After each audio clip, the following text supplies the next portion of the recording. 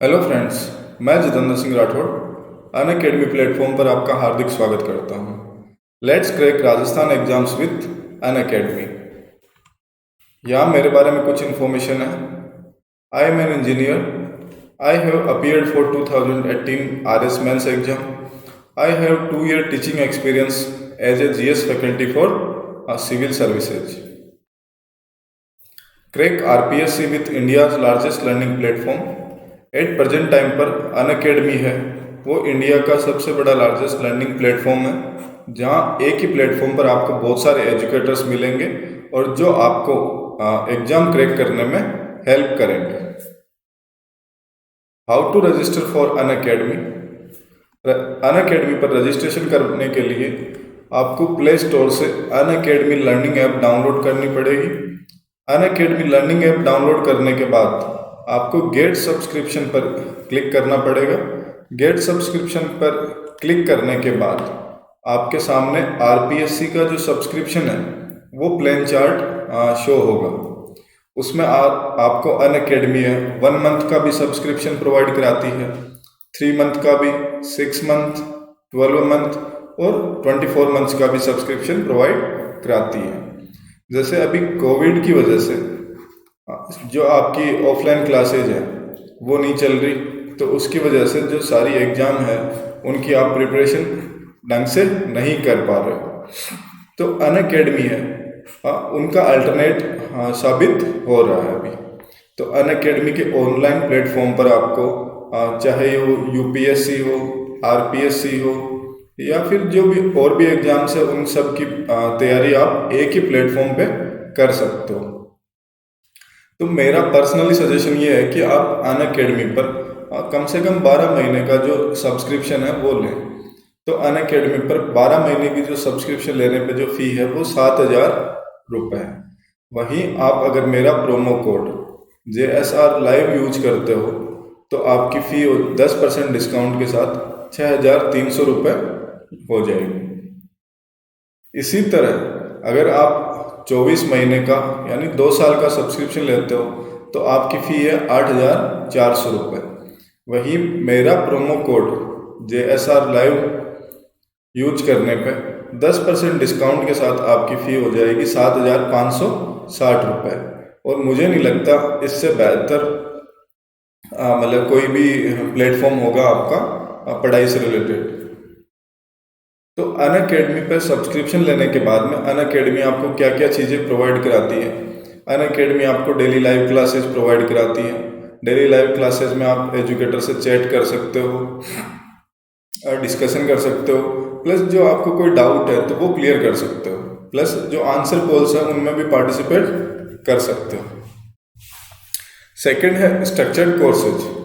तो अन academy platform पर जो जितने भी एजुकेटर हैं वो जो भी एग्ज़ाम की प्रिपरेशन करवा रहे हैं वो आपको अकॉर्डिंग टू सिलेबस जो कोर्स है वो प्रोवाइड कराएंगे, जिससे आपको सिलेबस में जो पॉइंट्स हैं वो सारे आपके क्लियर हो जाएंगे।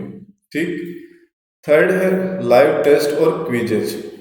तो लाइव टेस्ट के द्वारा आप अपनी जो तैयारी है उसको इवेलुएट कर पाते हैं और उस चीज़ अगर आप में कुछ कमी है तो उसका ढंग से एनालिसिस करके आप अच्छी परफॉर्मेंस एग्जाम में दे सकते हैं और एग्जाम को क्रैक कर सकते हैं। फोर्थ है अनलिमिटेड एक्सेस। अगर आप अन अकेडमी प्लेटफॉर्म पर एक बार सब्सक्रिप्शन ले लेते हैं तो अन अकेडमी आपको लाइव और जो रिकॉर्डेड कोर्सेज है उनका अनलिमिटेड एक्सेस प्रोवाइड कराती है। ठीक है, ऐसे नहीं है कि हाँ आपको अन अकेडमी है वो लिमिटेड पीरियड के लिए जो रिकॉर्डेड क्लासेज है उनका एक्सेस देगी। आपका जितना सब्सक्रिप्शन है उस टाइम पे आप जितना मर्जी जितना चाहे वो कोर्स देख सकते हैं। तो आज का जो अपना टॉपिक है वो है राजस्थान के प्रमुख राजवंश। ठीक है, तो प्रमुख राजवंशों के बारे में बात करेंगे आज के टॉपिक में, और यहाँ से अपनी जो राजस्थान की हिस्ट्री है वो स्टार्ट होती है। तो राजस्थान के राजवंशों में अपन बात करते हैं आज राजपूत काल के बारे में। तो जो राजस्थान का जो राजपूत काल है वो 7 से लेकर 12वीं शताब्दी का जो टाइम पीरियड था उसको राजपूत काल के नाम से जाना जाता है। तो अब इनकी राजपूतों की उत्पत्ति कैसे हुई। तो राजपूतों की उत्पत्ति के संबंध में है ना अलग अलग विद्वानों के अलग अलग मत हैं। कोई बोलता है कि हाँ राजपूतों की उत्पत्ति है वो वैदिक आर्यों से हुई है, कोई बोलता है अग्निकुंड से हुई है, कई बोलते हैं कि राजपूत है वो विदेशी है। तो उन सब डाउट्स को ना आज अपन क्लियर करेंगे, ठीक है। तो कुछ विद्वान बोलते हैं कि राजपूत है वो भारतीय ही हैं, कि मतलब इनकी उत्पत्ति है वो भारतीयों के द्वारा ही हुई है, मतलब यहाँ के जो इनके एंसेस्टर्स है वो भारतीय ही हैं। जैसे ओझा और वैद्य बोलते हैं कि जो राजपूत है वो वैदिक आर्यों के संतान है, ठीक है, वैदिक आर्यों के संतान। सेकंड है पृथ्वीराज रासो। पृथ्वीराज रासो किसने लिखा था? चंद्रप्रदाय ने। तो चंद्रप्रदाय बोलता है कि राजपूतों की उत्पत्ति अग्निकुंड से हुई है। और चंद्रप्रदाय के अलावा गुरु वशिष्ठ भी बोलते हैं कि राजपूतों की उत्पत्ति किससे हुई है? अग्निकुंड से हुई है। सॉरी, राजपूतों की नहीं, चौहान, चालुक्य, प्रतिहार और परमार, ठीक है। तो गुरु वशिष्ठ तो बोलते हैं कि चौहान, चालुक्य, प्रतिहार और परमारों की उत्पत्ति किससे हुई है? अग्निकुंड से। और वहीं पृथ्वीराज रासो बोलते हैं कि जो राजपूतों की उत्पत्ति है वो अग्निकुंड से हुई है। नेक्स्ट है डॉक्टर भंडारकर। भंडारकर बोलते हैं कि राजपूत है वो क्या है? विदेशी ब्राह्मण है। मतलब विदेशी ब्राह्मण बोला है किसने? डॉक्टर भंडारकर ने। मीन्स ये गुर्जर प्रतिहार है ना, वो गुर्जर वहां से लिया। नेक्स्ट है चारण और ओझा। जो चारण है और ओझा है वो बोलते हैं कि जो राजपूत है वो सूर्यवंशी और चंद्रवंशी है, ठीक। तो आपसे कई कई पूछ ले कि चारण और ओझा के अनुसार राजपूतों की उत्पत्ति किससे हुई है या राजपूतों की उत्पत्ति से संबंधित क्या है, तो आप बता सकते हो कि सूर्यवंशी और चंद्रवंशी। पृथ्वीराज रासो के अनुसार अग्निकुंड, ओझा और वैद्य के अनुसार वैदिक आर्यों की संतान, ठीक है। तो भारतीय उत्पत्ति में मुझे लगता है कोई डाउट है। नेक्स्ट है विदेशी उत्पत्ति, कि भाई हाँ कई लोग बोलते हैं कि जो राजपूत है वो विदेशी है, वहाँ विदेशी आक्रमण किया इन्होंने और यहीं आके बस गए, तो ये अपनी जो कास्ट है वो राजपूत लगाने लग गए, ठीक है।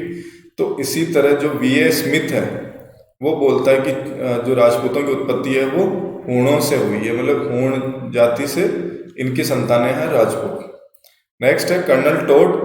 कर्नल टोड बोलता है शक एवं सीथियनों की संतान है। ये आरपीएससी में क्वेश्चन आया हुआ है कि निम्न में से किसके अनुसार राजपूत है वो शक एवं सीथियनों की संतानें हैं या शकों की संतानें, तो आप बता सकते हो कर्नल टोड। और ये दोनों खुद विदेशी है, तो ये भी बोलते हैं कि जो राजपूत है वो क्या है? विदेशी, ठीक। अब नेक्स्ट बात करते हैं कि डॉक्टर डीपी चट्टोपाध्याय, ये एक इतिहासकार हुए हैं डॉक्टर डीपी चट्टोपाध्याय। इन्होंने राजपूतों को बोला कि मिश्रित प्रजाति है, मतलब ये बाहर से भी आए हुए हैं और प्लस भारतीय भी हैं, और दोनों का मिक्सअप है ना जो मिश्रित प्रजाति, वो डॉक्टर डीपी चट्टोपाध्याय के अनुसार, ठीक।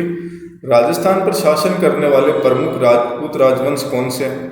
तो इससे पहले अपन ने देखा कि जो राजपूतों की उत्पत्ति से संबंधित अलग अलग जो मत है, विद्वानों ने क्या क्या मत दिए हैं, वो सारी चीजें अपन ने देखी, ठीक।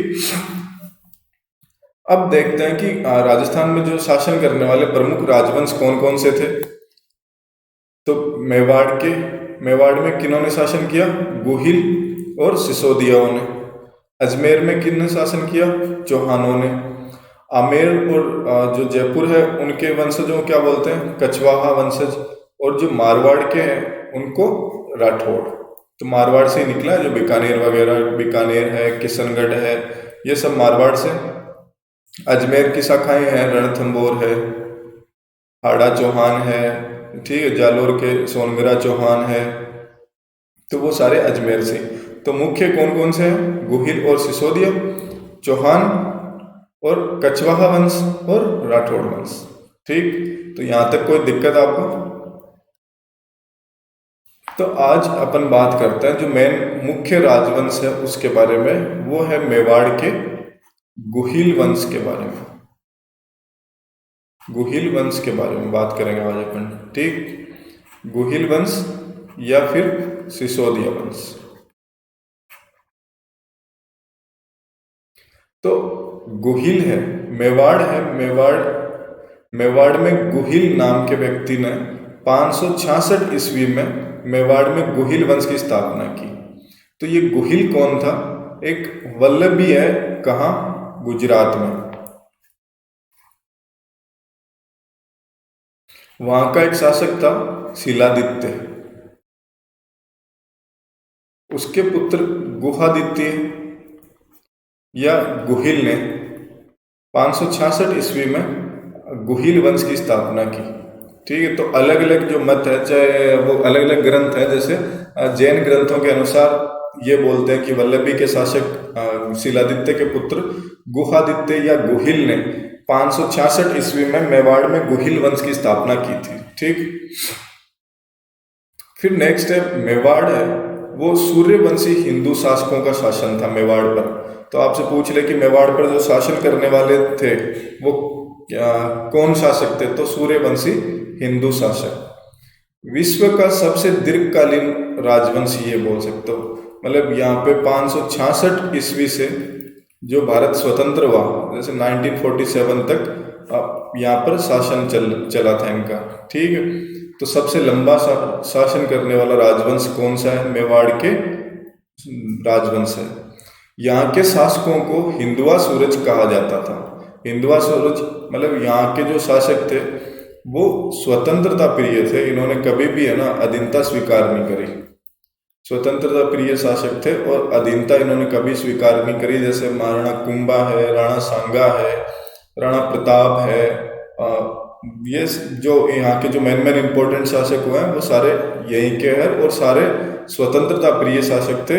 और इन्होंने हमेशा जो हिंदुआ पताका है, मतलब जो हिंदू धर्म का जो झंडा है वो उसको ऊपर रखा, तो इसीलिए इनको हिंदुआ सूरज नाम से भी जाना जाता है।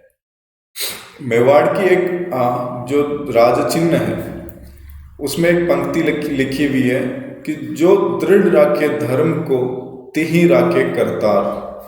ठीक, जो धर्म को दृढ़ रखे, मतलब जो धर्म के मार्ग से डिगे नहीं, वो ही तलवार या करतार है उसको रख सकता है। मीन्स अगर आप में अगर कैपेबिलिटी नहीं है धर्म के मार्ग पे चलने की और लंबी लंबी फेंक रहे हो आप, तो वो काम चलने वाला नहीं है। तो आप यहाँ के राज चिन्ह में कौन सी पंक्ति लिखी हुई है कि जो दृढ़ रखे धर्म को तिहि राखे करतार। ठीक, तो मेवाड़ में गुहिल वंश की स्थापना किसने की? गुहिल। ये गुहिल कौन था? वल्लभी के शासक शिलादित्य का पुत्र गुहादित्य या गुहिल था। ठीक, मेवाड़ के जो शासन किनका था? शासन था सूर्यवंशी हिंदू शासकों का शासन था। विश्व का सबसे दीर्घकालीन वंश जो राजवंश है वो कौन सा था? मेवाड़ का गुहिल वंश। यहाँ के शासकों को क्या कहा जाता था? हिंदुआ सूरज कहा जाता था। और यहाँ के राज चिन्ह में कौन सी पंक्ति लिखी हुई है? ऐसे पूछ या फिर ऐसे पूछ ले कि जो दृढ़ राखे धर्म को तिहि राखे करतार नामक पंक्ति किस राजवंश के राज चिन्ह में लिखी हुई है? तो मेवाड़ के गुहिल या मेवाड़ के सिसोदिया हो सकता है, या फिर मेवाड़ राजवंश के राज चिन्ह में लिखी हुई है। अब अपन बात करते हैं कि जो यहाँ के जो प्रमुख शासक हुए, जो मेन शासक हुए, उनके बारे में। तो मेवाड़ के जो प्रथम शासक हुए वो हुए बप्पा रावल। ठीक, बप्पा रावल के बारे में ऐसे बताते हैं कि ये 733-34 ईस्वी में इन्होंने हारित ऋषि जो मानमोरी का शिलालेख है उसमें ये लिखी हुई है कि 733-34 ईस्वी के मतलब ईस्वी में हारित ऋषि के आशीर्वाद से इन्होंने मौर्य शासक मानमोरी को परास्त करके मेवाड़ में गुहिल वंश की स्थापना की। ठीक, तो अपन बात करें आगे। जैसे बप्पा रावल है, इनका वास्तविक नाम क्या था? कालभोज। ठीक, तो बप्पा रावल का वास्तविक नाम क्या था? कालभोज। ये हारित ऋषि की गायें चराते थे। मैंने अभी बताया ना, हारित ऋषि के आशीर्वाद से। तो ये क्या है कि हारित ऋषि की गायें चराते थे और उनसे प्रसन्न होकर हारित ऋषि ने बप्पा रावल को एक आशीर्वाद दिया था कि आप है ना एक बड़े राज्य के राजा बनोगे। तो उसकी वजह से इन्होंने मतलब बताते हैं कि उनके आशीर्वाद से ही इन्होंने चित्तौड़गढ़ पर गुहिल वंश की स्थापना की थी।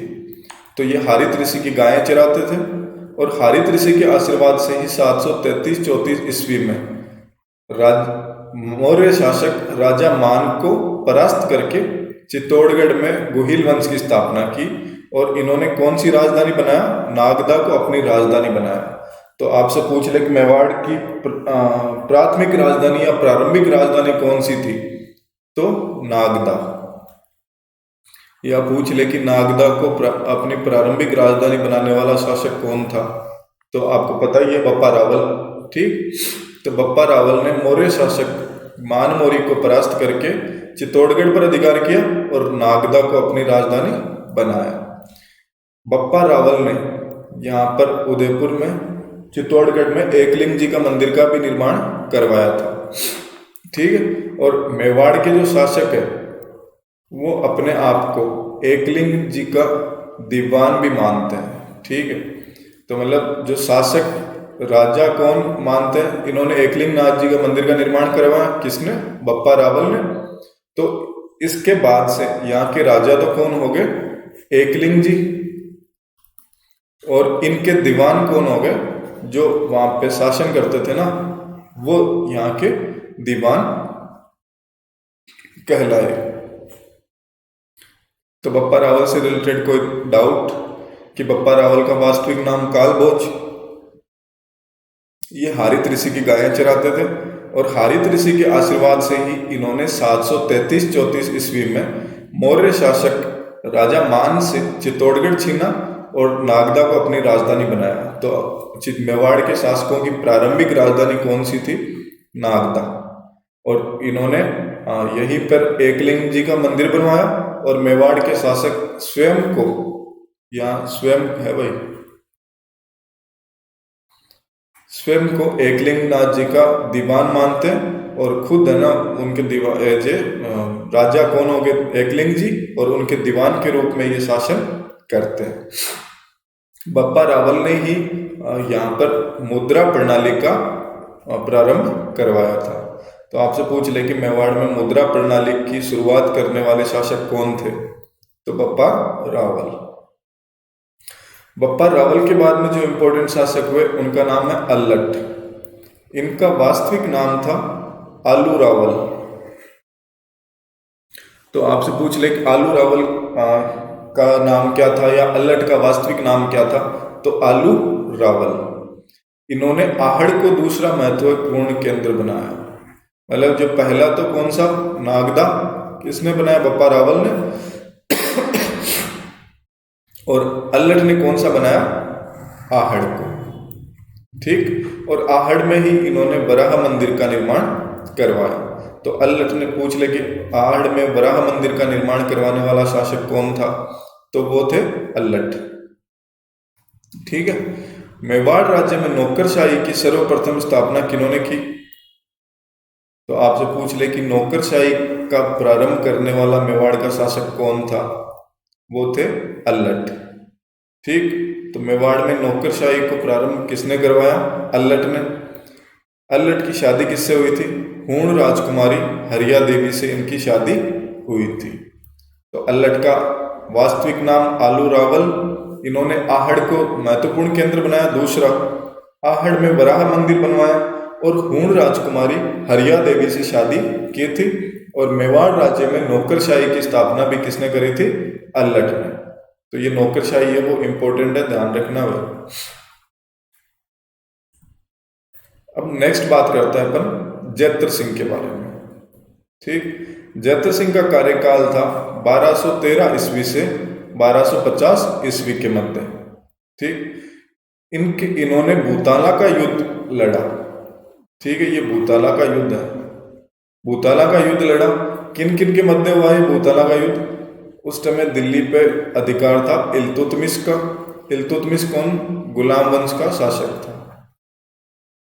गुलाम वंश का शासक इल्तुतमिश और जैत्र सिंह के मध्य भूताला का युद्ध हुआ, जिसमें जीत किसकी हुई? जैत्र सिंह की जीत हुई। तो पूछ ले भूताला का युद्ध किन किन के मध्य हुआ था, या फिर इल्तुतमिश और जैत्र सिंह के मध्य कौन सा युद्ध लड़ा गया था? भूताला का युद्ध। इसमें विजय किसकी हुई? जैत्र सिंह की हुई, परंतु इल्तुतमिश ने नागदा को तबाह कर दिया।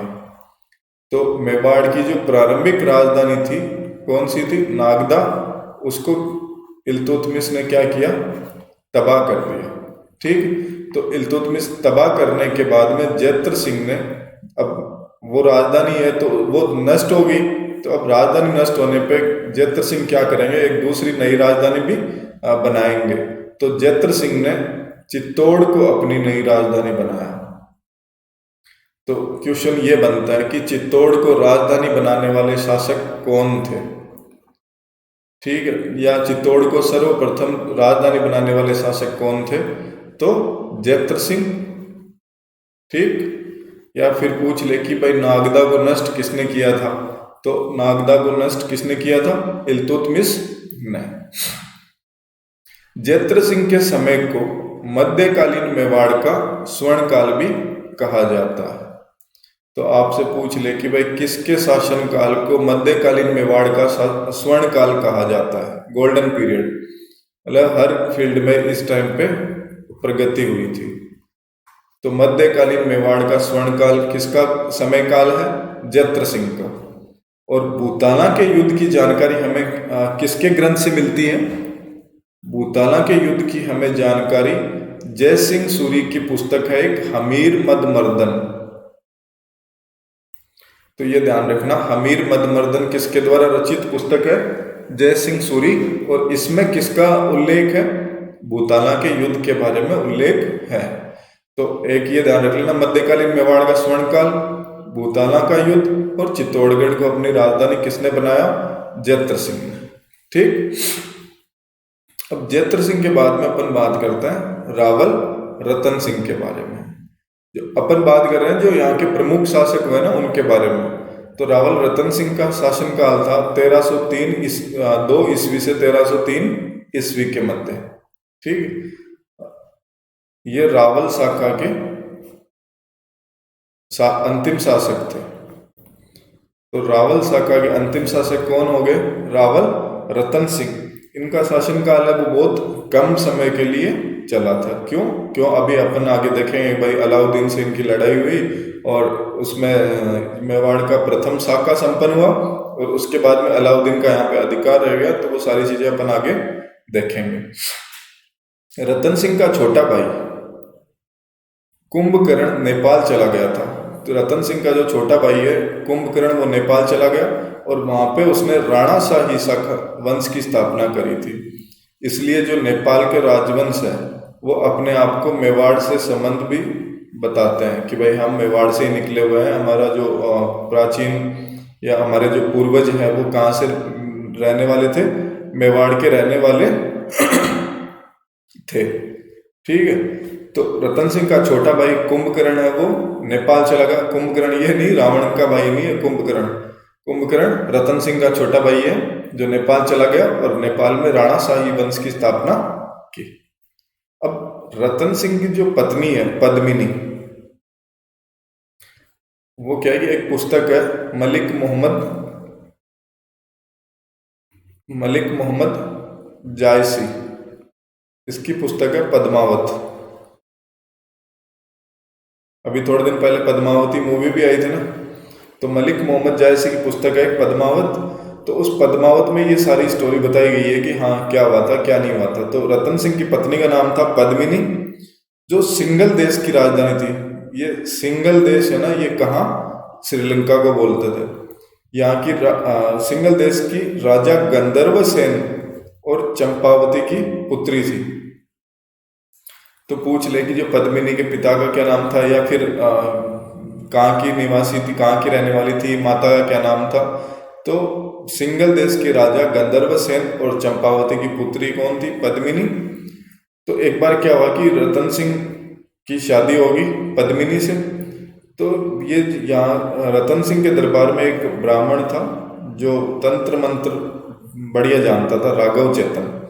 तो क्या है कि ये राघव चेतन है ना, वो पद्मिनी को चुपके से देख रहा था और इनके ऊपर तंत्र मंत्र या मतलब ऐसे कुछ कर रहा था। तो रतन सिंह ने क्या किया कि राघव चेतन को दंड दिया कि आप है ना यहाँ देश निकाला दे दिया रतन सिंह ने राघव चेतन को।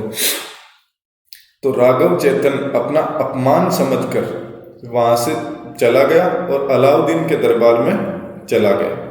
अलाउद्दीन के पास जाने के बाद में राघव चेतन ने जो रतन सिंह की पत्नी है पद्मिनी, उसकी सुंदरता का बखान किया कि वो तो ऐसी है, उसकी आंखें ऐसी है, लंबाई ये है, पूरी सुंदरता का एकदम बढ़ चढ़ कर उसने प्रशंसा करी उसने। तो अलाउद्दीन के मन में पद्मिनी को पाने की क्या होगी, लालसा जागी कि यार मैं देखूँ तो सही कैसी है कैसी नहीं, आपको भी पता सारी चीज़ें। तो अलाउद्दीन ने पद्मिनी को प्राप्त करने के लिए चित्तौड़गढ़ पर आक्रमण कर दिया। ठीक है, चित्तौड़ पर आक्रमण कर दिया। और इस युद्ध के प्रमुख कारण थे कि मतलब ये आक्रमण क्यों किया, उसके क्या क्या प्रमुख कारण थे।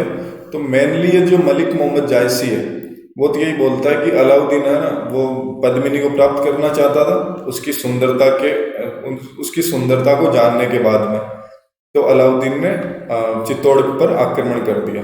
परंतु इसके कुछ अन्य रीजन भी हैं, तो वो अन्य रीजन कौन कौन से हैं वो देखते हैं अपन। कि अलाउद्दीन की साम्राज्यवादी महत्वाकांक्षा, जैसे ये इंडिया का मैप है जैसे वहाँ,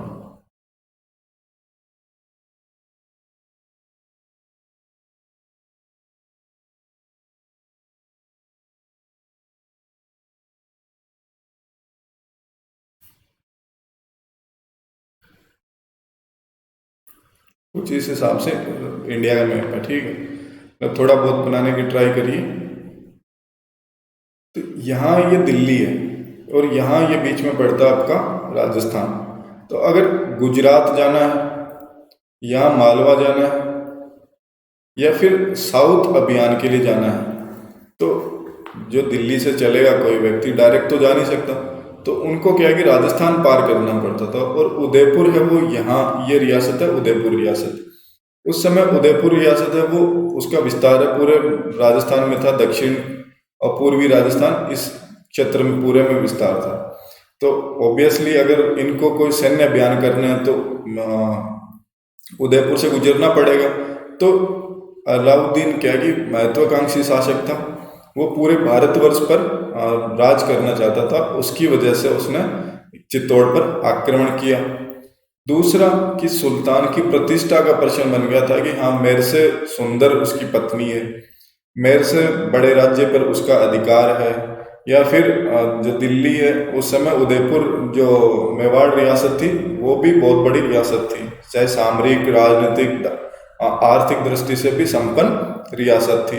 और जो चित्तौड़ का सामरिक और व्यापारिक महत्व भी था, जैसे यहाँ अगर समुद्र से भी कोई ट्रेड वगैरह करनी है, जैसे ये अरेबियन सी है, अरब सागर, तो अरेबियन सी से भी अगर कोई ट्रेड वगैरह करनी है कच्छ की खाड़ी से, खंबात की खाड़ी से, तो वो सारी इसी रूट से जा सकते थे। तो चित्तौड़ का उस टाइम पे क्या सामरिक और व्यापारिक महत्व भी था। तो इसके इन सब कारणों के चलते अलाउद्दीन ने 1303 ईस्वी में आक्रमण कर दिया और 25 अगस्त 1303 ईस्वी को चित्तौड़गढ़ का प्रथम साका संपन्न हुआ। अब साका क्या होता है? साका होता है कि जब केसरिया और जौहर दोनों हो जाए तो उसे बोलते हैं साका। अब केसरिया क्या होता है कि जब राजपूत शासक को लग जाता था कि हाँ दुश्मन है, उसने आक्रमण कर दिया, तो ये केसरिया साफा पहनकर, केसरिया बाना पहनकर और युद्ध में चले जाते थे। या तो युद्ध जीत के आएंगे या फिर मर के आएंगे, वापस नहीं लौटेंगे। ठीक। और जौहर क्या होता था कि जो राजपूत शासक थे या फिर जो सेना थी, वो जो सैनिक थे, जो शासक की पत्नी होती थी मैं, वो क्या करते थे अपनी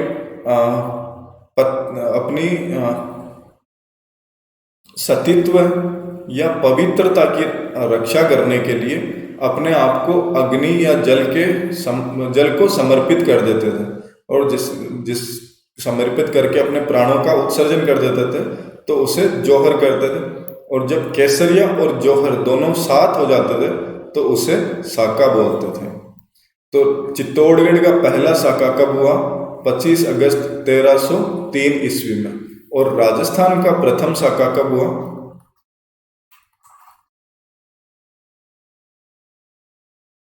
राजस्थान का प्रथम साका हुआ था 1301 ईस्वी में। कहाँ? रणथंभौर। रणथंभौर का शासक था हमीरदेव चौहान। और ये युद्ध किन किन के मध्य हुआ था? अलाउद्दीन के मध्य हुआ था। इसमें हमीरदेव की पराजय हुई थी और इसके कारण ही हमीरदेव और उनकी रानियों ने, हमीरदेव और उसके सैनिकों ने तो केसरिया और उनकी रानियों ने जौहर किया था। तो इस प्रकार राजस्थान का प्रथम साका तो 1301 ईस्वी में रणथंभौर, और चित्तौड़गढ़ का प्रथम साका कब हुआ? 1303 ईस्वी में। इस युद्ध में रावल रतन सिंह के दो सेनापति थे, गोरा एवं बादल। तो ये ध्यान रखना भाई, क्वेश्चन बनता है जैसे कई बार युद्ध में पूछ लेते हैं कि गोरा और बादल किसके सेनापति थे? तो रावल रतन सिंह के। ठीक, तो इस युद्ध में क्या हुआ कि जो रतन सिंह के दो सेना नायक थे, गोरा और बादल, वो इस युद्ध में वीरता को प्राप्त किया। अलाउद्दीन, अब केसरी साका हो गया, इनके सेनापति शासक सारे इस युद्ध में मारे गए। तो अलाउद्दीन ने किले पर अधिकार कर लिया और किले पर अधिकार करके अपने पुत्र खिज्र खां को सौंपकर चित्तौड़गढ़ किले का नाम खिजराबाद रख दिया। ठीक है, तो अलाउद्दीन ने कौन से किले पर अधिकार करके उसका नाम खिजराबाद रखा? या फिर ऐसे पूछ सकते हैं कि अलाउद्दीन ने चित्तौड़गढ़ दुर्ग पर अधिकार करके उसका क्या नाम रखा? तो उसका क्या नाम रखा?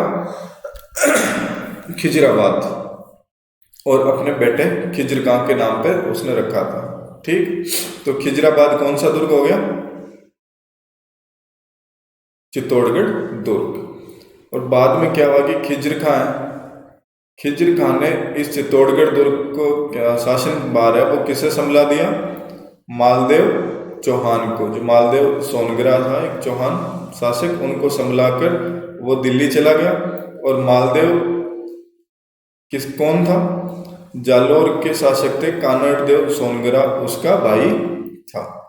ठीक, तो रावल रतन सिंह के बारे में पता चल गया सारी चीजें।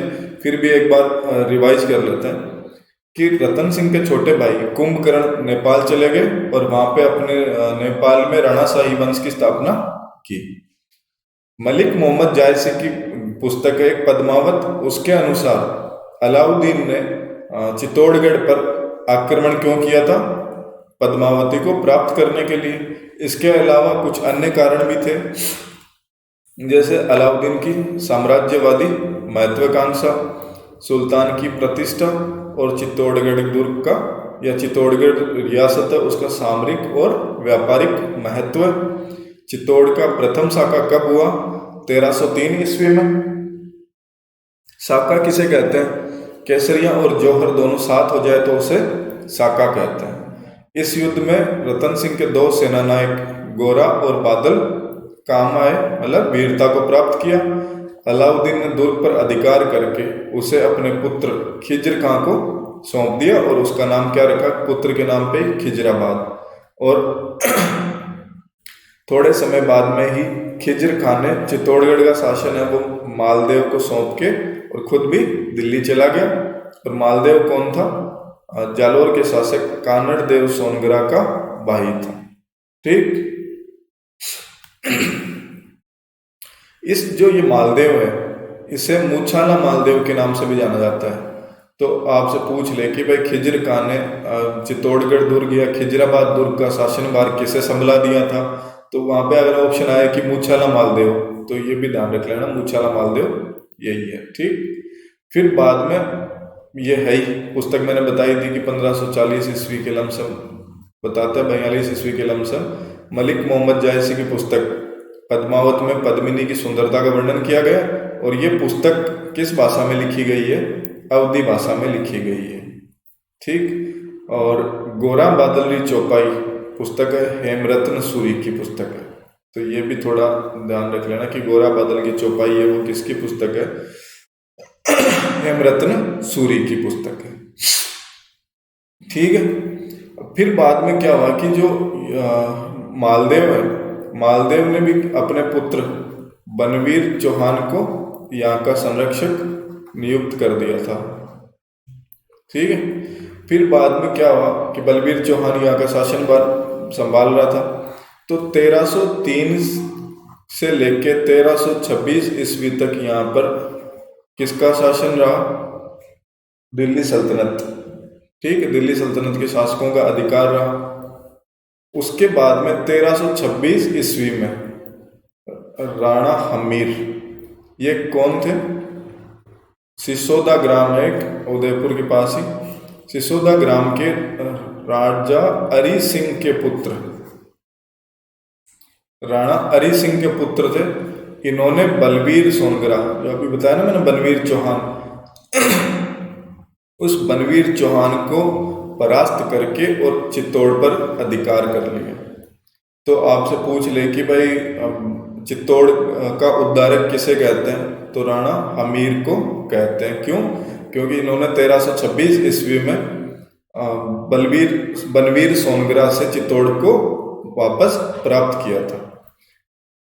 और ये सिसोदा गांव के होने के कारण ही इन्हें क्या कहा जाता है, सिसोदिया कहते हैं। और इनकी जो शाखा हुई वो कौन सी, राणा शाखा के नाम से जाना जाता है। तो पहले तो थी जो मेवाड़ है, मेवाड़ में जो पहले तो कौन सी शाखा थी, रावल शाखा, और बाद में राणा शाखा।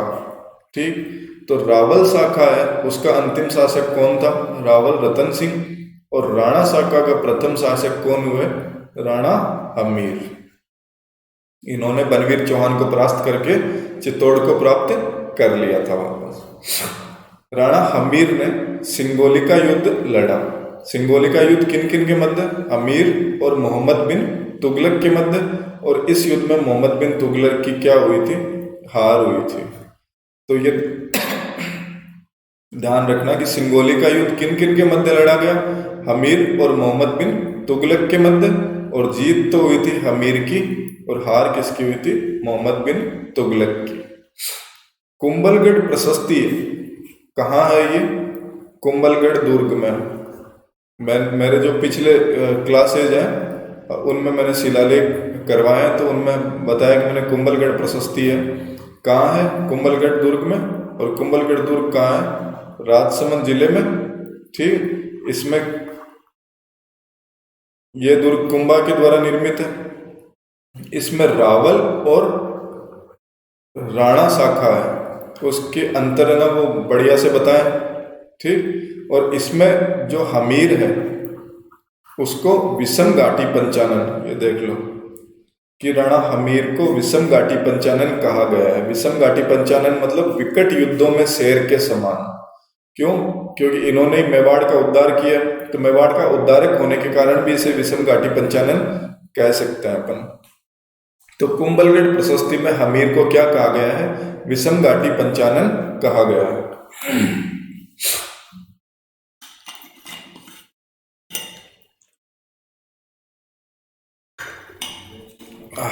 सॉरी। तो कुंभलगढ़ प्रशस्ति में हमीर को विषम घाटी पंचानन, रसिक प्रिया में हमीर को वीर राजा नाम से कहा गया है। और चित्तौड़गढ़ किले के अन्नपूर्णा मंदिर का निर्माण भी किसने करवाया, हमीर ने। और बरवड़ी माता मेवाड़ के सिसोदिया वंश की इष्ट देवी है। ठीक है, तो ये नाम है इनका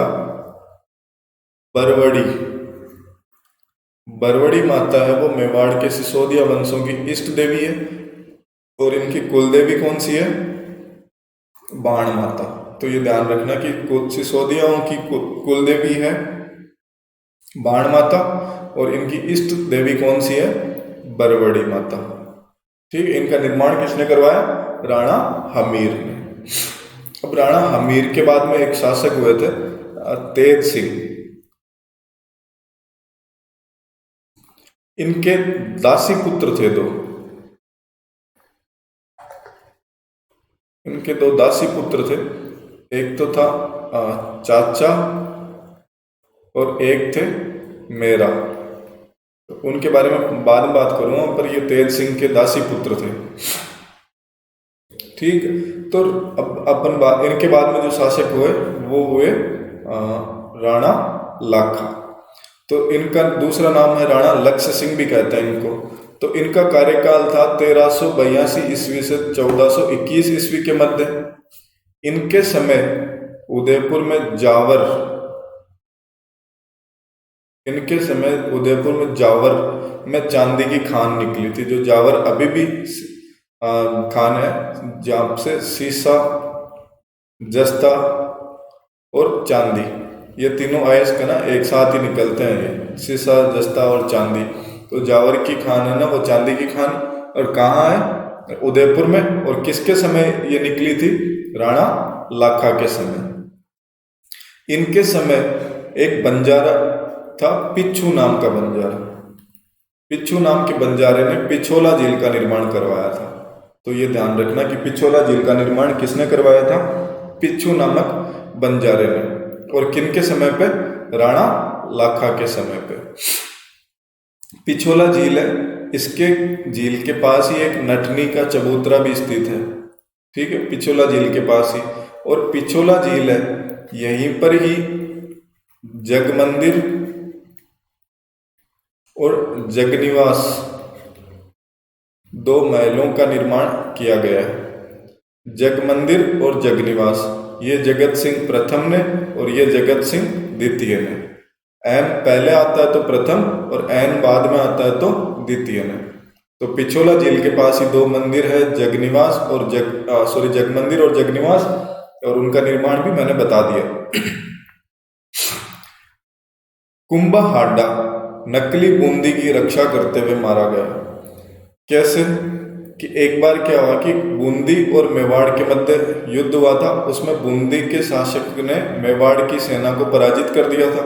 तब राणा लाखा ने कसम खाई थी कि जब तक मैं बूंदी को मिट्टी में नहीं मिला देता तब तक मैं चैन से नहीं रहूंगा।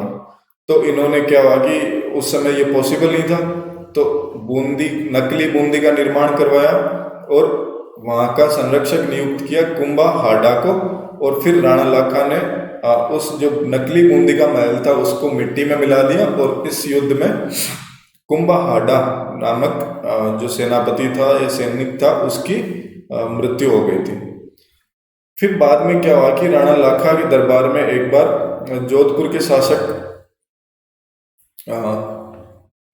शासक राव चुंडा ने अपनी पुत्री हंसाबाई के विवाह के लिए नारियल भेजा।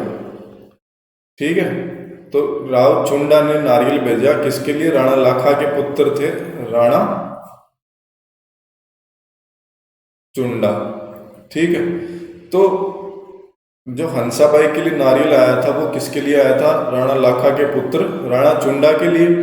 पर राणा लाखा ने उस समय दरबार में बोला कि हाँ भाई, हम तो बूढ़े हैं, हमारे लिए कौन नारियल भेजेगा, ये वो एक दो टोंट वगैरह कसे। तो क्या हुआ कि राव चुंडा ने एक शर्त रखी कि मैं हंसाबाई का विवाह आपके साथ कर दूंगा, पर इसके द्वारा जो उत्पन्न पुत्र होगा वो ही मेवाड़ का अगला शासक होगा। तो राणा लाखा ने क्या हुआ कि उस शर्त को मान ली। और जो राणा चुंडा थे, जो सबसे ज्येष्ठ पुत्र थे राणा लाखा के, उन्होंने भी अपने पिता की आज्ञा का पालन करते हुए आजीवन जो हंसाबाई के पुत्र को ही मेवाड़ का शासक बनाने का प्रण लिया। और इसी के बदौलत राणा चूड़ा को मेवाड़ का भीष्म पितामह कहा जाता है। तो ये देख लो, यही चीज है कि राणा लाखा की शादी मारवाड़ के राव चूड़ा की पुत्री हंसाबाई के साथ हुई। कैसे? सशर्त हुई थी। शर्त कैसी रखी गई कि हंसाबाई के द्वारा जो उत्पन्न पुत्र होगा वो ही मेवाड़ का अगला शासक होगा। और इस अवसर पर लाखा के बेटे राणा चूड़ा ने यह प्रतिज्ञा ली कि मेवाड़ का अगला राणा वह न बनकर हंसाबाई के जो पुत्र होगा वो ही बनेगा। तो ऐसी प्रतिज्ञा के कारण राणा चूड़ा को मेवाड़ का भीष्म पितामह भी कहा जाता है। महाभारत में देखा होगा ना, भीष्म पितामह, उन्होंने भी आजीवन क्या प्रण लिया था कि अपने जो भाई की संतान है उनको ही शासक बनाएगा। तो इसी प्रकार जो राणा चूड़ा है, उन्होंने भी राजा नहीं बन के अपने जो पिता की आज्ञा का पालन करते हुए हंसाबाई के पुत्र को ही मेवाड़ का अगला शासक बनाने में मदद करी। इस बलिदान के चलते ही राणा चूड़ा के वंशजों को चुंडावत, इस बलिदान के चलते ही राणा चुंडा के वंशजों को चुंडावत कहा गया और इन्हें हमेशा युद्ध में हरावल में रहने का सौभाग्य प्राप्त हुआ। हरावल क्या होता है कि जो सेना जाती है ना युद्ध वगैरह करने के लिए, तो उनका जो अग्रिम भाग होता है ना उसको हरावल कहता है। जैसे ये सेना है पूरी, जो इसमें आगे का जो भाग वाला है ना उसको हरावल भाग बोलते हैं, पूरी सेना। ठीक, तो हरावल कभी कभी पूछ लेते हैं कि हरावल क्या होता है, तो सेना का अग्रिम भाग। और जो चुंडा है उसको एक ठिकाना दिया गया कि सलुम्बर का ठिकाना।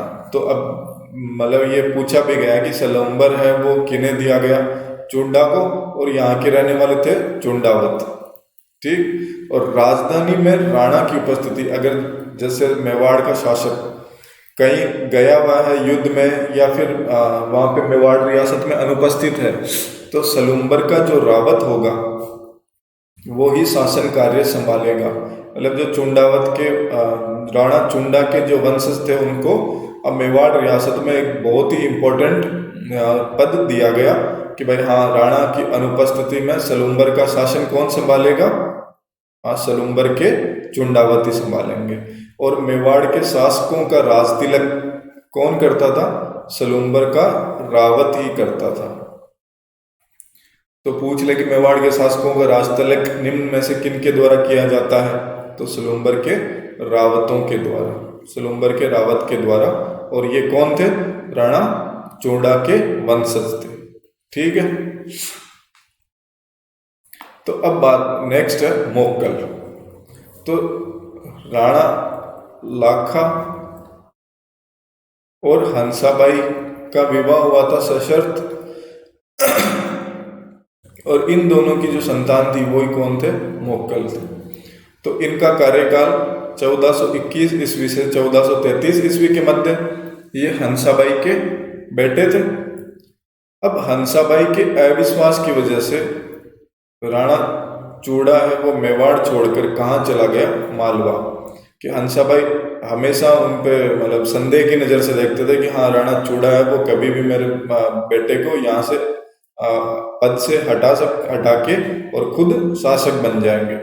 तो राणा चूड़ा क्या है कि मेवाड़ छोड़कर मालवा चले गए, और मोक्कल का संरक्षक है वो हंसाबाई ने अपने भाई रणमल को नियुक्त कर दिया था। रणमल कौन था, मारवाड़ के शासक राव चूड़ा के पुत्र और हंसाबाई के भाई। तो मोक्कल ने चित्तौड़ में समदेश्वर मंदिर का पुनः निर्माण करवाया। एकलिंग जी के मंदिर के परकोटे का निर्माण करवाया। एकलिंग जी के मंदिर का निर्माण तो किसने करवाया था,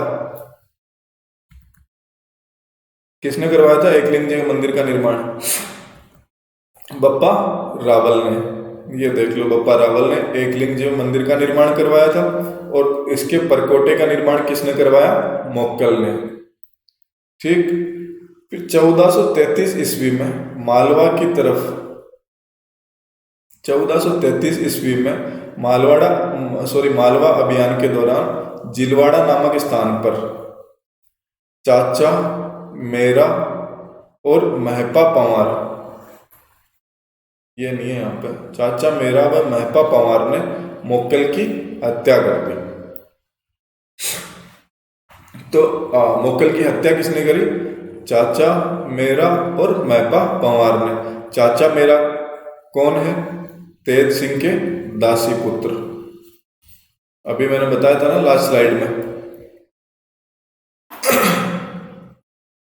कि तेज सिंह के दासी पुत्र थे चाचा और मेरा, और ये मतलब शासन पर अधिकार करने के लिए इन्होंने क्या करी, मोक्कल की हत्या कर दी।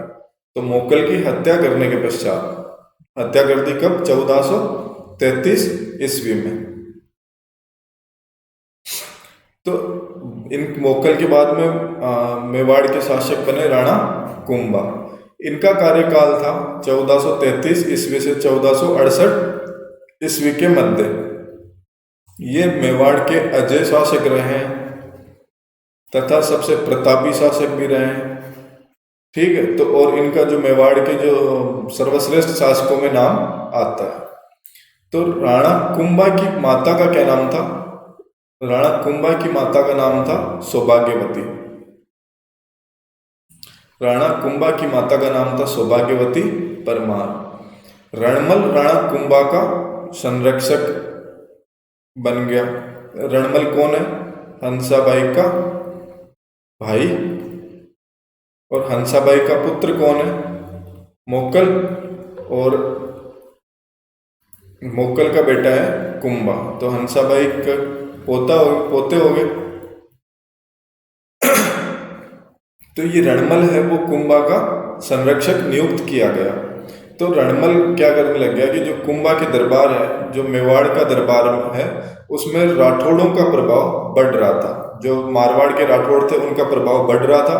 तो उन्होंने चुंडा के भाई, और प्रभाव बढ़ रहा था, और राणा चुंडा के भाई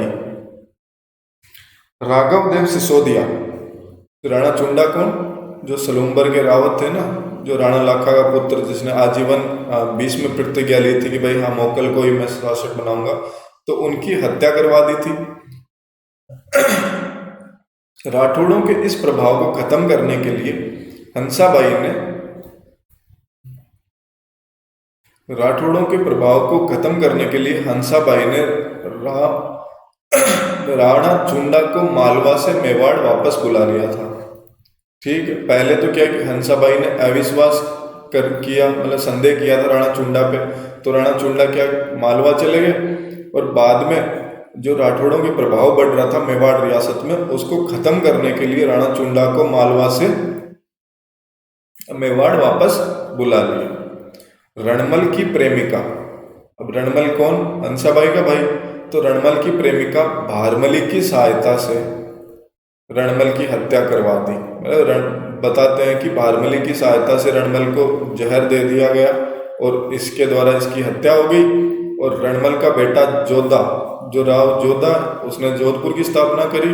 तो रणमल का बेटा राव जोधा अपने अन्य भाइयों के साथ वहां से भाग जाते हैं, तथा बीकानेर के पास काहुनी नामक गांव में एक शरण लेते हैं। तो आपसे पूछ ले कि भाई रणमल की हत्या के बाद राव जोधा अन्य अपने भाइयों के साथ कहाँ, किस गांव में या फिर कहाँ पर शरण लेते हैं, तो काहुनी नामक गांव में एक शरण लेते हैं। राणा चुंडा ने मंडोर पर अधिकार कर लिया। तो मारवाड़ का उस टाइम पे जो क्षेत्र था राणा चुंडा के द्वारा, वो मंडोर पर अधिकार था। तो राणा चुंडा ने क्या किया, मंडोर पर हमला करके अपने अधीन कर लिया। तो मंडोर पर किन का शासन हो गया इस टाइम पे, मेवाड़ के शासकों का। अब मंडोर है, वहां पे पहले शासन था मारवाड़ के शासक यानी राठौड़ों का, और मेवाड़ है वहां पे सिसोदिया, और हंसाबाई है वो यहाँ के। तो हंसाबाई ने सोचा कि भाई मेरे तो पीहर और ससुराल वाले दोनों आपस में लड़ रहे हैं, तो इनका कुछ मतलब सॉल्यूशन किया जाए, दोनों को आपस में मिलाया जाए, जिससे क्या है कि आपस में जो बैर है, शत्रुता है, उसको खत्म किया जाए। तो हंसाबाई की मध्यस्थता से कुंभा और जोधा के मध्य एक संधि हुई, जिसे आंवल भावड़ की संधि कहते हैं। कब हुई थी, 1453 ईस्वी में। इस संधि के तहत राव जोधा की पुत्री, क्या नाम था उसका, श्रृंगार देवी, ठीक है, और कुंभा का बेटा था रायमल।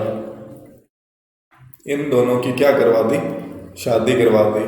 मतलब शादी करवा दो और उनमें वापस मित्रता करवा दो। तो आंवल भावड़ की संधि के तहत मेवाड़ और मारवाड़ में दोनों में क्या हुआ, मित्रता करवाई गई। और किन की मध्यस्थता से, हंसाबाई की मध्यस्थता से करवाई गई। नेक्स्ट, 1437 ईस्वी में सारंगपुर का युद्ध हुआ। किन किन के मध्य? महाराणा कुंभा और मालवा के महमूद खिलजी के मध्य। अब आपको पता है कि उदयपुर का विस्तार है वो बहुत ज़्यादा था, तो मालवा और उदयपुर है, उन दोनों की सीमाएं है वो आपस में टच हो रही थी। तो इधर मालवा का जो सुल्तान था महमूद खिलजी वो आगे बढ़ रहा था, इधर राणा कुंभा है वो आगे बढ़ रहे थे। तो ऑब्वियसली दोनों अगर शक्तिशाली शासक है तो दोनों के मध्य युद्ध होना आवश्यक है। ठीक है, तो उस समय की वो मतलब डिमांड थी कि दोनों के मध्य युद्ध होगा। तो इस समय 1437 ईस्वी में सारंगपुर नामक स्थान पर महाराणा कुंभा और महमूद खिलजी के मध्य युद्ध हुआ। इस युद्ध में कुंभा की विजय हुई और इस विजय के उपलक्ष्य में ही चित्तौड़गढ़ में विजय स्तंभ का निर्माण करवाया गया। तो ये आपको पता ही होगा कि कुंभा ने किस विजय के उपलक्ष्य में चित्तौड़गढ़ में विजय स्तंभ का निर्माण करवाया था, तो वो है सारंगपुर युद्ध के विजय के उपलक्ष्य में। और कब हुआ था वो सारंगपुर युद्ध? 1437 ईस्वी में। अब यहाँ विजय स्तंभ के बारे में कुछ बताया गया है कि विजय स्तंभ है वो कहाँ स्थित है? चित्तौड़गढ़ दुर्ग में। इसके अन्य क्या क्या नाम है? कीर्ति स्तंभ से भी इसको जाना जाता है, विष्णु ध्वज भी कहते हैं। यह ध्यान रखना, जो विजय स्तंभ है वो किसे समर्पित है? भगवान विष्णु को। क्यों? इसे विष्णु ध्वज भी कहा गया है ना, तो ये विष्णु को समर्पित है। इसे विजय स्तंभ को मूर्तियों का अजायब घर भी कहते हैं। विजय स्तंभ को भारतीय मूर्तिकला का विश्वकोश भी कहा जाता है। ये विजय स्तंभ है, ये 122 फीट लंबा है, 30 फीट चौड़ा है और 9 मंजिला इमारत है। तो ये ध्यान रखना, विजय स्तंभ के बारे में कुछ फैक्ट्स वगैरह है। RS मेंस में भी क्वेश्चन पूछ सकता है कि विजय स्तंभ है वो विजय स्तंभ है उसके बारे में बताइए, या फिर विजय स्तंभ दे दिए कि हाँ 2 नंबर का क्वेश्चन आ गया विजय स्तंभ का, तो आप बता सकते हो विजय स्तंभ को कीर्ति स्तंभ, विष्णु ध्वज, मूर्तियों का अजायब घर और भारतीय मूर्तिकला का विश्वकोश भी कहा जाता है। ये इसकी लंबाई है 122 फीट, 30 फीट चौड़ा है, 9 मंजिला है। इस पर 9 बार अल्लाह लिखा हुआ है तीसरी मंजिल पर। ठीक है, तीसरी मंजिल पर 9 बार अल्लाह लिखा हुआ है। अब अल्लाह भी भाई कुंभा है वो बड़ा कूटनीतिज्ञ था। कुंभा ने सोचा कि भाई हाँ मुस्लिम, उस टाइम पे क्या है कि राजस्थान में मुस्लिम आक्रांताओं के आक्रमण हो रहे थे, तो कुंभा ने सोचा कि मैं अगर इस पे अल्लाह नाम अंकित करवा दूंगा तो ये मुस्लिम आक्रांता है वो उसको पढ़ के उसका मतलब उसको तुड़वाएंगे नहीं। तो तभी अभी तक वो विजय स्तंभ है वो वैसा का वैसा ही है और उसको नुकसान नहीं पहुंचाया गया है। विजय स्तंभ के वास्तुकार कौन थे? जेता और उसके पुत्र नापा, पुंजा और पोमा। तो ये ध्यान रखना है कि भाई विजय स्तंभ के वास्तुकार कौन थे। इसमें कीर्ति स्तंभ प्रशस्ति भी लिखी हुई है। तो विजय स्तंभ है, चाहे उसको कीर्ति स्तंभ भी बोलते हैं, इस पर कीर्ति स्तंभ प्रशस्ति लिखी हुई है, जिसकी रचना किसने करी थी? कवि अत्रि। और कवि अत्रि के देहांत के बाद में उनके बेटे महेश ने पूर्ण की थी। तो कीर्ति स्तंभ प्रशस्ति कहाँ है? विजय स्तंभ पर, और जिसकी रचना किसने करी? कवि अत्रि व उसके बेटे महेश ने। विजय स्तंभ का ऊपरी भाग क्षतिग्रस्त होने पर बाद के शासक महाराजा स्वरूप सिंह ने इसका पुनर्निर्माण करवाया था। तो पूछ ले कि विजय स्तंभ का पुनर्निर्माण कौन से शासक ने करवाया था? स्वरूप सिंह ने। कर्नल जेम्स टोड ने विजय स्तंभ की तुलना कुतुब मीनार से की है। तो पूछ ले कि भाई विजय स्तंभ की तुलना कर्नल टोड ने किससे करी है? कुतुब मीनार से। कुतुब मीनार कहाँ स्थित है? दिल्ली में स्थित है। और इसका निर्माण किसने करवाया था? कुतुबुद्दीन ऐबक ने, वो भी गुलाम वंश का शासक था। तो कुतुबुद्दीन ऐबक के द्वारा दिल्ली में, और कुतुब मीनार की तुलना विजय स्तंभ से करी है किसने? कर्नल टोड ने। फर्ग्यूसन ने इसे रोम के टार्जन से भी श्रेष्ठ बताया। तो पूछ लेगी रोम के टार्जन से श्रेष्ठ किसे बताया गया है? विजय स्तंभ को किसने बताया? फर्ग्यूसन। राजस्थान पुलिस और राजस्थान माध्यमिक शिक्षा बोर्ड का जो प्रतीक चिन्ह है वो कौन सा है? ये विजय स्तंभ है। जो राजस्थान पुलिस की जो वर्दी है ना, उनकी वर्दी में बाजू पे देखना आप विजय स्तंभ का प्रतीक ही लगा हुआ। और माध्यमिक शिक्षा बोर्ड की पुस्तक का ऊपर भी चिन्ह को भी देखना, विजय स्तंभ का ही चिन्ह दिखाई देगा आपको। राजस्थान की पहली इमारत जिस पर डाक टिकट जारी किया गया, तो आपसे पूछ ले कि राजस्थान की ऐसी कौन सी इमारत है, प्रथम इमारत है जिस पर डाक टिकट जारी किया गया? वो है विजय स्तंभ। और कब किया गया? 15 अगस्त 1949 को, और 1 रुपये का डाक टिकट जारी किया गया था।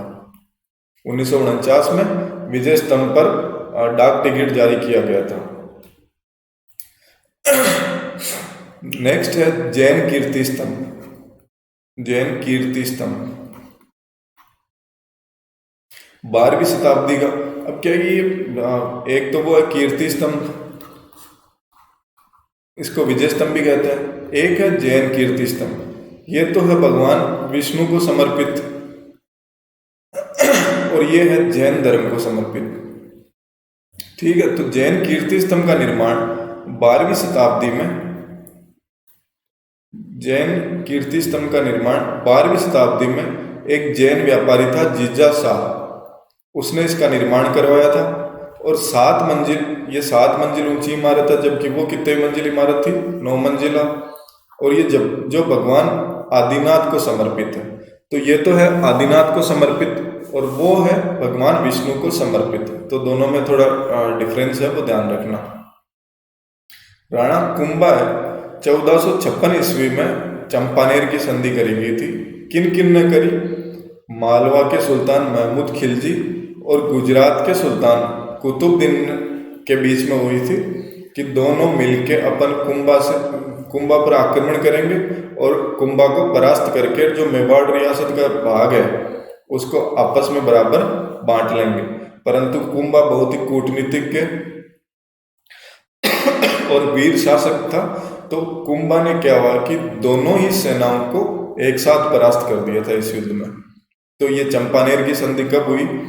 1456 ईस्वी में। चंपानेर की संधि किन किन के मध्य हुई? गुजरात के शासक कुतुबुद्दीन और मालवा के शासक महमूद खिलजी के मध्य। बदनौर के युद्ध में कुंभा ने इन दोनों की सेनाओं को परास्त किया था, संयुक्त सेना को परास्त किया था। सिरोही के सहसमल देवरा को भी हराता है। नागौर के शम्स खां को मुजाहिद खां के खिलाफ सहायता देता है, कि मतलब जो कुंभा है वो नागौर के शम्स खां को मुजाहिद खां के खिलाफ सहायता देते हैं। मतलब सहायता किसकी करी? नागौर के शम्स खां को। अब कुंभा की कुछ उपाधियां हैं, कि कुंभा एक वीर योद्धा और शक्तिशाली शासक, कूटनीतिज्ञ शासक था, जिसके कारण इसे अनेकों उपाधियां प्राप्त थी, जैसे हिंदू सूरतान, अभिनव भट्टाचार्य। क्यों? कुंभा संगीतज्ञ होने के कारण। इनके द्वारा अनेक संगीत ग्रंथ भी लिखे गए, जैसे सूड प्रबंध, संगीत राज, संगीत मीमांसा, रसिक प्रिया। तो इसकी वजह से ये संगीतज्ञ थे, तो इनकी वजह से कुंभा को अभिनव भट्टाचार्य भी कहा जाता है। राणो रासो संगीत साहित्यकारों का आश्रयदाता होने के कारण कुंभा को राणो रासो भी कहा जाता है। हाल गुरु पहाड़ी किलों को जीतने वाले होने के कारण इन्हें हाल गुरु भी कहा गया है। दान गुरु, ये अपने दान में दरबार में दान बड़ी मतलब दान है ना बहुत मात्रा में करते थे, इसकी वजह से इन्हें दान गुरु कहा गया है। छाप गुरु, छापामार युद्ध प्रणाली के कारण इन्हें छाप गुरु भी कहा गया है। तो ये उपाधियां हैं कुंभा की कुछ, तो इन्हें ध्यान रखना कि भाई हाँ, हिंदू सूरतान, अभिनव भट्टाचार्य, राणो रासो, हाल गुरु, दान गुरु, छाप गुरु, ये सब उपाधियां थी। या फिर पूछ ले कि छापामार युद्ध पद्धति के कारण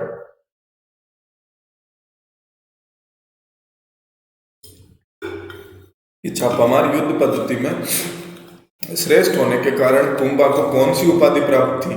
तो बता सकते हो कि छाप गुरु प्राप्त थी। अब बात करते हैं अपन कुंभा का स्थापत्य कला में योगदान। कुंभा का स्थापत्य कला में क्या योगदान था? अब स्थापत्य कला में क्या आएगी कि भाई किले, दुर्ग वगैरह, मंदिर, क्या इनका क्या क्या निर्माण किया गया था।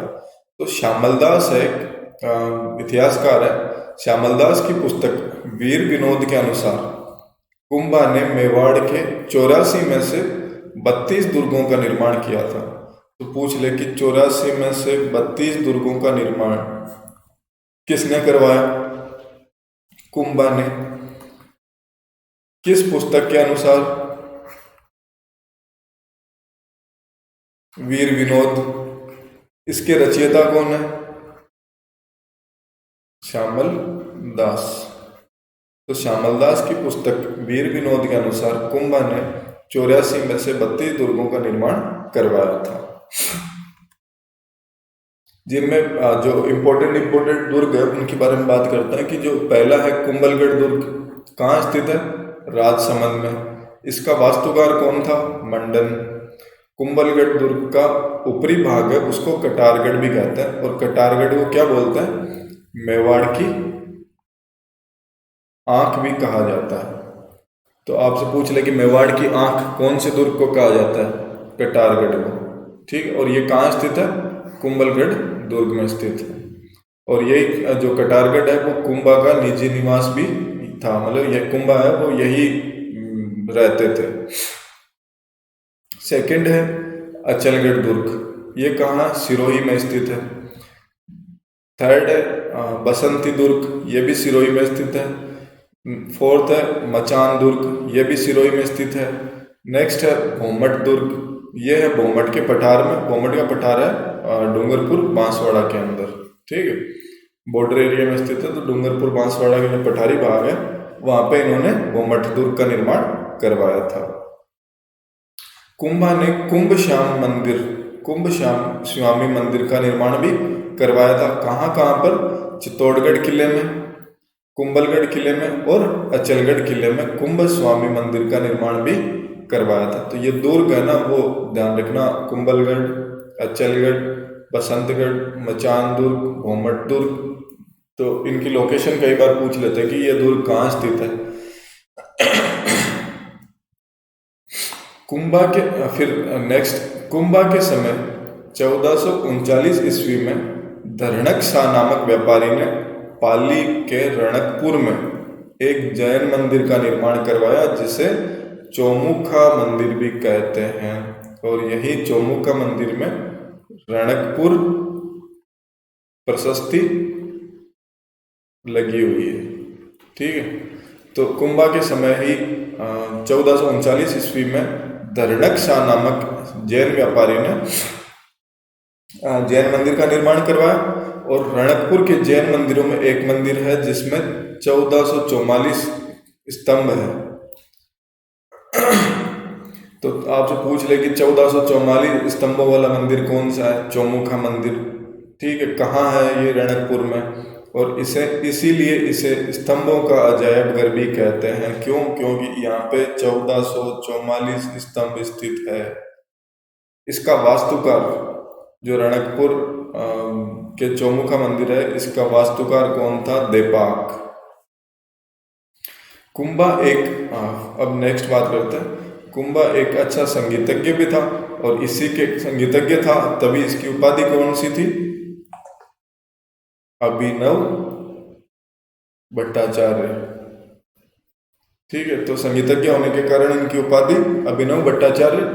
और कुंभा के संगीत गुरु कौन थे? सारंग व्यास। अब कुंभा के द्वारा कुछ संगीत ग्रंथ भी लिखे गए, जैसे सूड़ प्रबंध, कामराज रतिसार, संगीत रासो। ये संगीत रासो सबसे बड़ा और सबसे सिरमौर ग्रंथ है। संगीत राज के 5 भाग भी हैं, जैसे पाठ्य रत्न कोश, गीत रत्न कोश, गीत रत्न कोश हो गया, नित्य रत्न कोश, वाद्य रत्न कोश और रस रत्न कोश। फिर नेक्स्ट है संगीत सुधा भी कुंभा के द्वारा रचित ग्रंथ है। संगीत मीमांसा भी है। और कुंभा ने जयदेव की गीत गोविंद पर रसिक प्रिया नामक एक टीका भी लिखी थी। तो गीत गोविंद पर कौन सी टीका लिखी? रसिक प्रिया। चंडी शतक पर भी एक टीका लिखी थी। संगीत रत्नाकर पर भी एक टीका लिखी थी। तो कुंभा के ये सारे संगीत ग्रंथ है। कौन कौन से? सूर प्रबंध, कामराज रतिसार, संगीत राज। पूछ ले कि निम्न में से कौन सा संगीत राज के भाग नहीं है या कौन सा है? तो पाठ्य रत्न कोश, पाठ्य रत्न कोश, गीत रत्न कोश, नित्य रत्न कोश, वाद्य रत्न कोश, रस रत्न कोश। ये तो है संगीत राज के 5 भाग। और संगीत सुधा, संगीत मीमांसा, जयदेव ने गीत गोविंद पर रसिक प्रिया नामक टीका लिखी, चंडी शतक पर टीका लिखी, संगीत रत्नाकर पर भी टीका लिखी थी। ठीक है, तो ये संगीत क्षेत्र में योगदान हो गया कुंभा का। अब बात करते हैं कुंभा के दरबारी विद्वानों के बारे में। तो कुंभा के जो दरबारी विद्वान है उनमें पहले हैं कान्ह व्यास। कान्ह व्यास ने एकलिंग मातम्य की रचना की थी।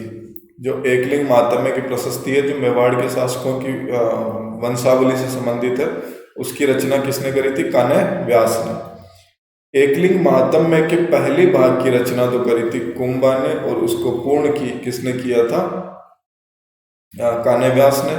और जिस भाग की रचना कुंभा ने करी थी उसे किस नाम से जाना जाता था? राजवर्णन नाम से जाना जाता था। नेक्स्ट है मंडन। मंडन ने कौन कौन से ग्रंथ लिखे? वास्तुसार, देवमूर्ति प्रकरण, राजवल्लभ, रूप मंडन, कोदंड मंडन। ये किस से रिलेटेड है? कोदंड मंडन तो है धनुर्विद्या से संबंधित। सॉरी,